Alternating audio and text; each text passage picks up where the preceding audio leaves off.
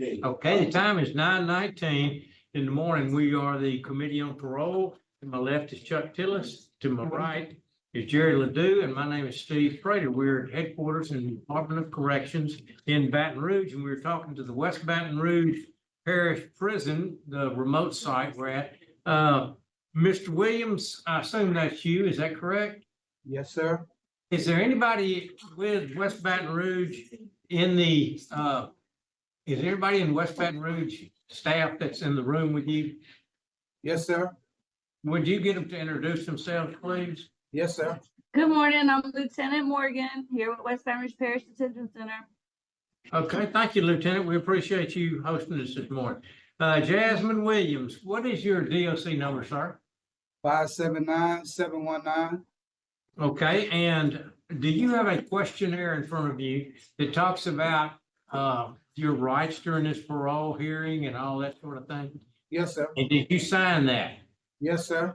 Okay, and I noticed that you do have an attorney, Mr. Terry Bonnie, and Mr. Bonnie is here with us. Is that correct, Mr. Bonnie? Yes, sir. Mr. Bonnie is here at headquarters with us, and welcome. Want to welcome you, and you feel free to chime in when needed. Okay. And Once again, my name is Terry Bonnie. I'm here on behalf of Mr. Jeff. I would like. wait, just saying. Let me finish up this, sir, and then we'll. Okay. And you can feel free to interrupt us at some point. Just let me know. Okay. Yes, sir. Okay, Mr. Williams, you're here to discuss. We're here to discuss the possible violations of a condition of your parole. You agreed to, when you got out of jail, you agreed to abide by certain conditions. One of these conditions says that you will not be involved in any criminal behavior. And that's condition number 4. And you were arrested on November the 30th of 2025 for aggravated assault against your daughter or domestic abuse. Aggravated assault. Well, that's what you were, I think you were arrested for aggravated assault, and they changed they changed it to domestic abuse. Changed again. Yes, and so, anyway, I need to ask you just to give me, are you guilty, not guilty, and do you want to make a statement about that? Just a plea. I would advise them to make a statement. I want to Okay. make a statement. Okay, It just wasn't like a misunderstanding. My daughter was like talking back to to me and my mother, and I just grabbed her right here and told her like, look, you can't be talking back to me and your grandmother like that. I'm just telling you what's right. She got aggravated and called the police, and they arrested me on that. I just disciplined my daughter. I didn't know you couldn't grab them right here. I didn't hurt my daughter. I love my daughter to death. I wouldn't do nothing to hurt her. I just was trying to give her the right thing, not to talk back to me and her grandmother. okay, and so by you saying that, I'm assuming you're pleading not guilty to that. Yes, sir. Okay, I wanted to get that plea on the record, and I appreciate that. Okay, well, let's move on to the folks that want to speak. And Mr. Bonnie, do you want to speak last? I want to speak last, and Okay. I'll ask Ms. Rose Jones to come to the podium and Okay, if you would, could y'all move to Kleenex and all of that? Yes, so we can get a good, clear view, please. Thank you. Appreciate that. Okay, yes, ma'am. Go ahead and tell us your relationship and your name and speak I'm loud. Rosa, I'm his mother, I'm Rosa Jones. Jasmine Williams is my son and my only son. Okay, And he is good, he had good intentions when he got out.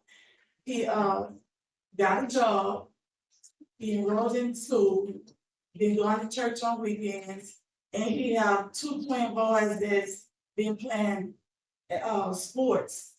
And he been going to those on weekends, spending time with them, and he have 4 dogs.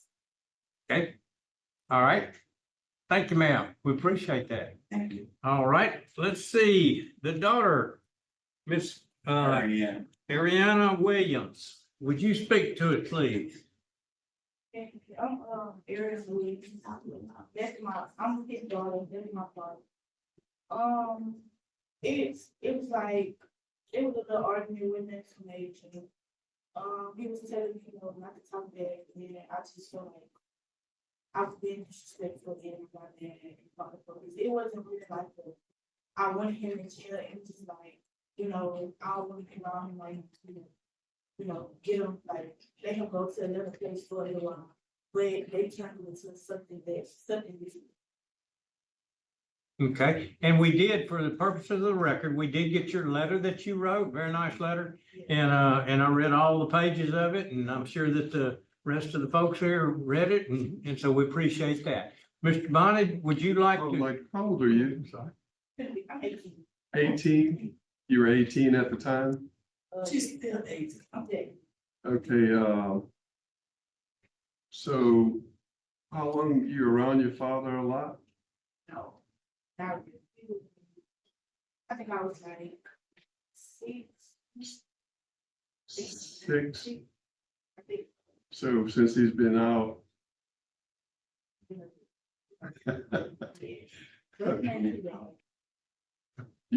love him? I love him.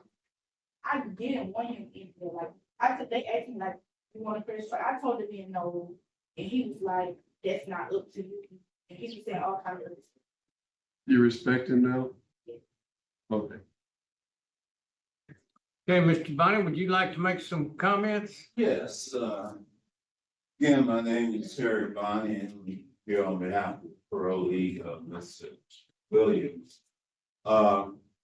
As you gentlemen and lady, heard from the mother and the daughter victim, if we might say, this was a big mistake. Law enforcement should not have been called, as Ms. Williams indicated. It just got out of hand. Mr. Jasmine Williams goes to his mother's house to see about his disabled father on a regular basis. And his daughter came in, she was being quite disrespectful. I don't know if you have the approved incident report from the. Yes, we've got the reports. We don't have the video. But to be honest with you, I can only speak for myself. I didn't need to see the video. It was described as not a really violent confrontation. And, saying all that, I was a parole officer, probation officer, 10 years. And if the board would be,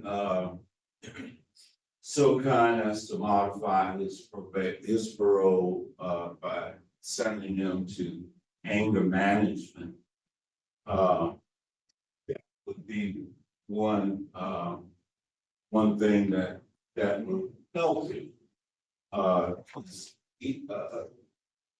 He's been locked up for a while, and he was trying to make some inroads into living this life as we all should. His mother indicated that he was working. He was attending church service on a regular basis. He was visiting his disabled father at the time of this, and it just got out of hand a little. But I believe that he realized it was a mistake on his part. This Ariana indicated to the court that she did not want to see him prosecuted for this. but there are other rules, and one of the rules is that the victim of a criminal offense is not a party to a criminal offense. And Are there still charges pending in this case? no, ma'am. Okay, so they have dismissed the, No, ma'am, they've not dismissed it. He reluctantly pled guilty, and got credit for time served. okay, so he did plead guilty, so it has been resolved. It has been resolved. Okay. Thank you. And, the only reason why, he, pled guilty was because, he didn't want this lingering in his life. And, you know, he's made some substantive changes to his personal life. I've had a chance to speak with him on several occasions. And he was genuine. Hey man, I made a mistake. I don't think it would happen again. Okay. And I implore this board to consider modifying this proposal to the extent that maybe he could possibly go to anger management. Thank you. If you have any questions, I'll be glad. Yes, what was the exact charge that he pled to and what was his sentence? He was charged with a misdemeanor battery. And his sentence was credit for time served. Okay. He's been in jail since November 30th. I think we went to court and wherein he pled guilty on approximately 2 weeks ago. Okay. Oh, I don't have. Could I call for executive session, please? Yes. We have a motion In a for second. an executive session and a second, and there's no objection from the third member. So as of 9:31 this morning, we're gonna go into executive session for just a moment, and we'll be right back. Y'all just keep your seat.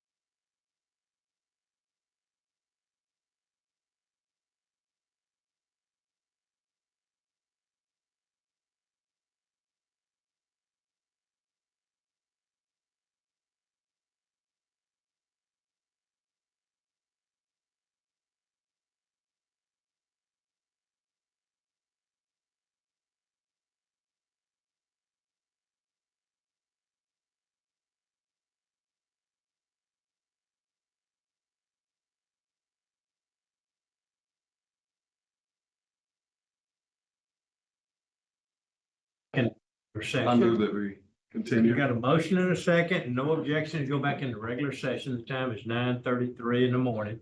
And we concluded this hearing, I think, and it's my place to vote first because the case was assigned to me. And it looks like Mr. Williams that I really think that I don't think it was violent offense, and I don't think that we need to revoke your parole for this particular incident. My vote is to do not revoke. Mr. Phillips? My vote also is do not revoke. My vote is do not revoke. In fact, I will tell you that I personally am grateful that you understand the respect for older people. So, thank you. And Ms. Williams, I just want to tell you, you see how easy it would be to get revoked. And I'm not saying you did anything wrong in this situation or did anything right. I'm not judging that situation. Just be very careful, because when you're on parole, it's easy. You got to walk that straight and narrow. Thank y'all for Good luck attending. to you. As of 9:34, so much. parole has not been revoked. You are released back onto supervision, and the time is 9:34. Thank y'all. A little more time, you see that he will not be revoked. I think that they 1000% got that one correct. One of the things that I feared most and respected the most was my father, rest in peace, former Marines discipline, and my mother's as well. And I think that one of the things that were taken away from us, did I really learn? I don't know. And did it shell shock me? Probably. But one thing I knew was that there were going to be consequences. And now, too many times, the consequence is, if we just need common discipline, ultimately, the way it looks is that somebody has to go to jail. Let that sit in. Think about it. If we need discipline, you either can't do it yourself, or when you call for help, quote unquote, somebody goes to jail. I feel like they got that one right. For a little more time, let me know what you guys think.